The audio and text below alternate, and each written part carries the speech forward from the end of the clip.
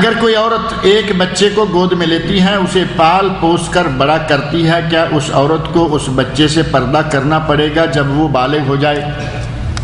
یہ مسئلہ اتنا چھوٹا سا نہیں ہے کہ صرف پردہ کرنا پڑے گا یا نہیں۔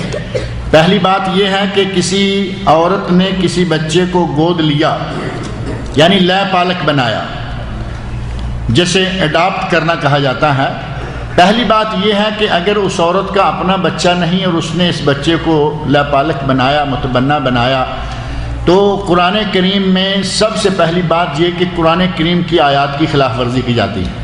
قرآن کریم میں سورہ احزاب اللہ رب العزت نے ارشاد فرمایا ہے ادعوہم لآبائہم، لوگوں کو ان کے باپوں کے نام سے پکارو، جبکہ اڈاپٹ کرنے والا سب سے پہلا کام یہ کرتا ہے کہ اس کے باپ کے خانے سے اس کے باپ کا نام اڑا کے وہاں اپنا نام لکھاتے ہیں۔ قرآن کریم کی خلاف ورزی، اس کے بعد مسلسل شریعت کی خلاف ورزی شروع ہو جائے گی۔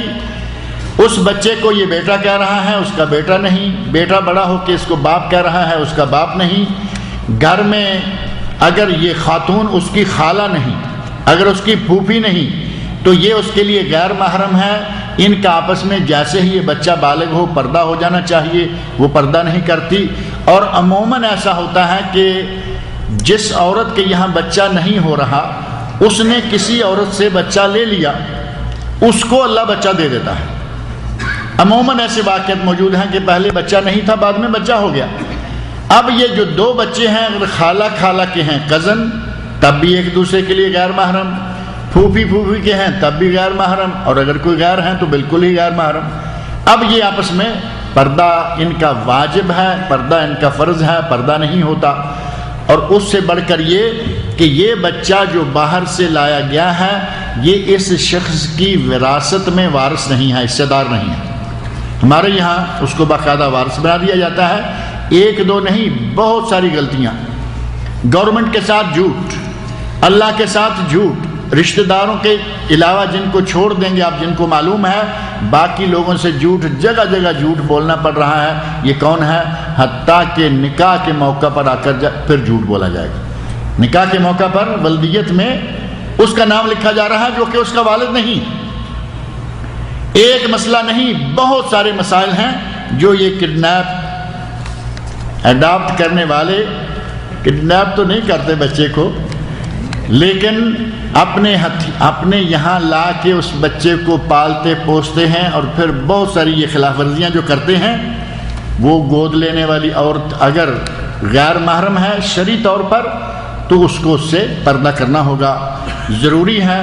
اور ظاہر ہے کہ جس نے ماں بن کے پالا ہے وہ پردہ کہاں کرے گی؟ اسے مستقل ساری عمر اس گناہ میں مبتلا رہے گی۔ اور ہمارے یہاں تو بھابیاں اپنے دیور سے پردہ نہیں کرتی، بھابیاں دیور سے پردہ کہیں گی جی، اگر کوئی بھابی پردہ کرنا چاہے تو ساس نہیں کرنے دیتی، لو میرے بیٹے سے پردہ کرے گی۔ جب اس کی شادی کر کے لائے تھے یہ اتنا سا تھا، اب یہ دیور کی عمر گننا شروع ہو جائیں گی کہ یہ اب شادی کر کے لائے تھے بہو کی تو اس کی عمر 5 سال تھی یا 6 سال تھی، اب یہ اس سے پردہ کرنے لگی ہے۔ جبکہ دیور جب بالغ ہو جائے، 15 سال کا ہو جائے، داڑھی مونچھ اگ کے آ جائے، تو اس سے بھابی کا پردہ کرنا واجب ہے۔ ساس روکے تب، شوہر روکے تب، دنیا بھر روکتا رہے، شرعی طور پر اس سے پردہ کرنا چاہیے۔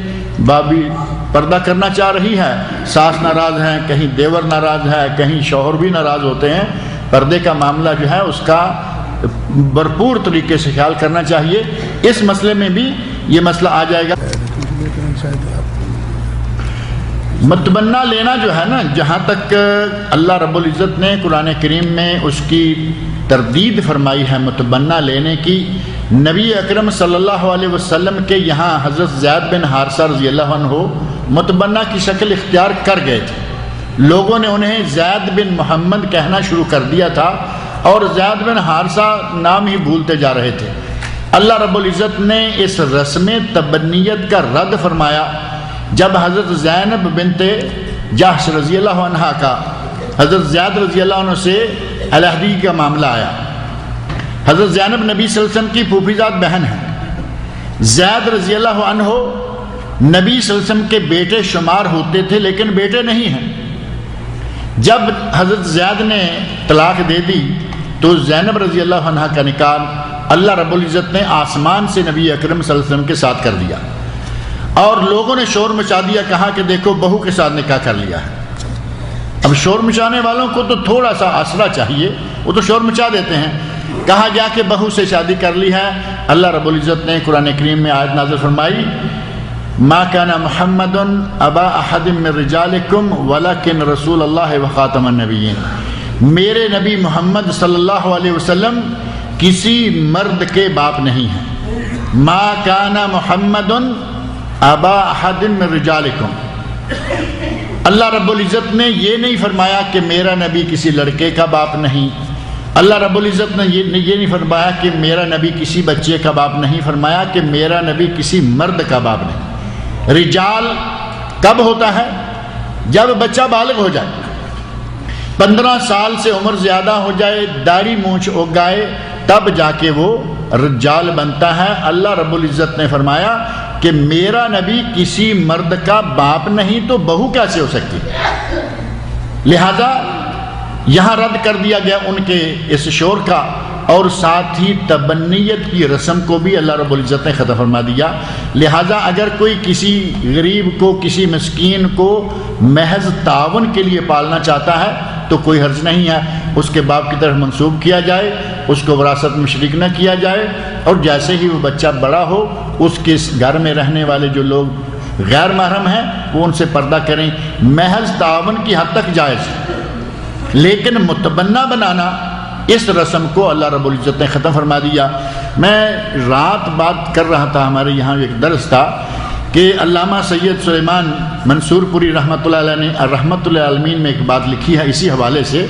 رحمۃ اللہ آپ لوگوں کے پاس ہوگی، پہلے 3 جلدوں میں تھی، اب 1 جلد میں آ گئی ہے۔ کمپیوٹر نے بہت سارے کام آسان کر دیے ہیں، 3 4 5 جلدوں کی کتابیں 1 جلد میں۔ علامہ منصور پوری رحمۃ اللہ علیہ نے لکھا ہے کہ اپنے گھر میں کسی کو متبنہ بنانا، لے پالک بنانا، اپنے گھر میں کسی کا بچہ لے کے پالنا، اور خاص طور پر اس حالت میں جب کہ اس عورت کے یہاں اپنی کوکھ سے بچہ نہ ہو، یہ گویا کہ جس نے بچہ لے کے پالا ہے وہ اللہ کو چڑھاتا ہے، اللہ کو وہ کہتا ہے کہ تو نے بچہ نہیں دیا تھا تو کیا ہوا، دیکھو میرے گھر میں بچہ کھیل رہا ہے۔ اس اعتبار سے یہ اللہ کی شان میں گستاخی بھی بنتی ہے۔ لہذا لے پالک ایڈاپٹ کرنا، متبنہ بنانا یہ صحیح نہیں ہے۔ البتہ کسی یتیم خانے سے بچہ لے آئے، پالا، کوئی حرج نہیں، اپنے بچے بھی ہیں ساتھ یہ بھی پل جائے گا، اور جیسے ہی وہ بچہ بڑا ہو اس کو پردے کے احکام اور دیگر مسائل جو ہیں وہ وہی نافذ ہوں گے جو کہ اس کے لیے بنتے ہیں۔